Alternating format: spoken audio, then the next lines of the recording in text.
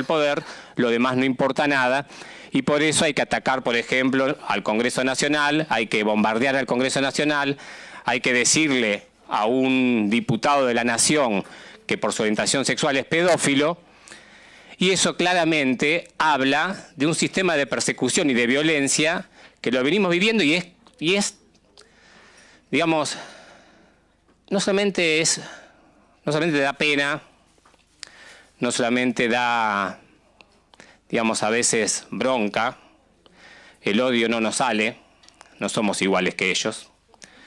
Pero sí, escuchando a Esteban, y ahora me quiero dedicar unos segundos a esto, sí escucharlo a Esteban, bueno, le digo Esteban porque lo conozco a Esteban hace muchos años, que comenzamos también nuestra militancia en el mismo lugar, en la querida ciudad de Rosario, así que los conozco hace muchos años, y sé de su trabajo y de su militancia, y creo que es algo muy importante porque están trabajando, digamos, y el discurso, ¿no? El discurso que lo escuchamos, los discursos de odio, los crímenes o delitos de odio, porque la libertad de expresión, esto no es libertad de expresión, estos son delitos de odio, no nos engañemos, no finjamos demencia. Acá hay delitos de odio y que claramente han querido incorporar y atacar a una persona, a un miembro del Parlamento, con lo que cuesta y nos cuesta como comunidad también llegar a estos lugares. No es casual que quieran acallar nuestras voces porque las personas LGTBQ+, no solemos estar sentadas o sentados en los parlamentos, como también le pasa a muchos otros grupos, ¿no? Y esta violencia, esta vergüenza, claro, y digo, ¿por qué me tiene que retrotraer? Y uno sentía las palabras de Esteban cuando el llanto, claro, nos han enseñado que llorar es para los débiles, ¿no? Para marica, bueno, sí, uno es maricón, llora bastante. Y me hace acordar mucho, y me llevó Esteban a un momento muy difícil, también que voy a hacer un deslizo en lo personal en este momento, porque creo que hace bien que nos escuchemos y que veamos a dónde quieren volver, a dónde quieren llevarnos con estas políticas y no políticas, porque también por acción o por omisión se sigue haciendo política.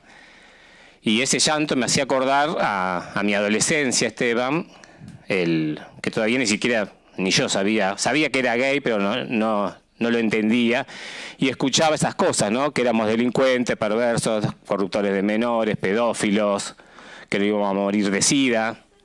Y entonces ese joven adolescente que tendría 14 años, 15 como mucho, se iba todas las noches a bañar, llorando, buscándose las manchas rosas por la famosa peste rosa, muy solo, porque todavía no había podido ni hablar con mi familia.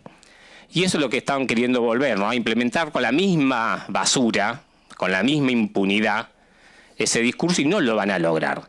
Venimos, digamos, hoy tendríamos que estar celebrando, por supuesto, y lo vamos a hacer, no vamos a dejar de celebrar, la maravillosa ley de matrimonio igualitario, y quería compartir con ustedes algunos, para no hacerlo tan actual, una campaña que hicimos desde la Fundación Igualdad, con algunos pequeños textos para que escuchemos y trabajemos y nos interpelen. Que algunos han sido miembros de esta casa. Con esta ley, los niños serán mercancía de laboratorio. Se viene el caos social, la destrucción de la especie humana. Los países desarrollados no tienen el problema de la adopción. Acá van a venir a llevarse a nuestros chicos. La homosexualidad es una desviación. Si se aprueba esta ley, vendrá la ira de Dios como en Sodoma y Gomorra. ¿Vieron que no pasó nada? ¿Vieron que no obligaron a casarse a nadie? ¿Que cada uno sigue haciendo su elección libremente? Este cierre de la campaña de Al final el amor siempre gana, en conmemoración y festejo de los 15 años de la ley de matrimonio igualitario, esta última frase sí, la digo porque estuvimos hablando recién de ella, es de la expresidenta Cristina Fernández de Kirchner, en el momento que se promulgó la ley, y que creo que es muy importante porque hablando, digamos, de una democracia real, y que creo que es lo que está en peligro con estos discursos de odio, delitos y crímenes de odio, con esa democracia que está en peligro, con estos epítetos que tienen que ver contra, por ejemplo, un parlamentario, un diputado de la nación como Esteban, claramente es como con los delitos o crímenes de odio, no va solamente para Esteban, pero también es sobre Esteban, ¿no? Porque hay que hablar que cuando hablamos de casos, hablamos de cantidades de femicidios, de cantidades de transvesticidios, transfemicidios. Cuando hablamos del LGTB odio, hablamos de personas, de seres humanos, hablamos de nosotros, del pueblo, ¿no? Porque a veces nos quedamos en esas cifras y las cifras somos nosotros, los que ponemos el cuerpo somos, como decía la compañera, somos nosotros. Y generalmente les mismes siempre, ¿no?